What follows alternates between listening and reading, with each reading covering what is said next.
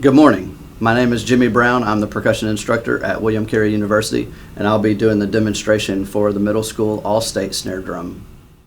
First, I want to bring your attention to the bottom of the page where it describes how the rolls should be interpreted. If it has 2 or 3 slashes on it, we're going to treat that as a multiple bounce or buzz roll. Okay. If there's only 1 slash, as you see in measure 38, that's going to be just a double stroke open diddle, like that. Okay. Aside from that, I'm going to do the demonstration, and I'm going to put another couple of videos out to help kind of explain how I'm interpreting some of these pieces as well.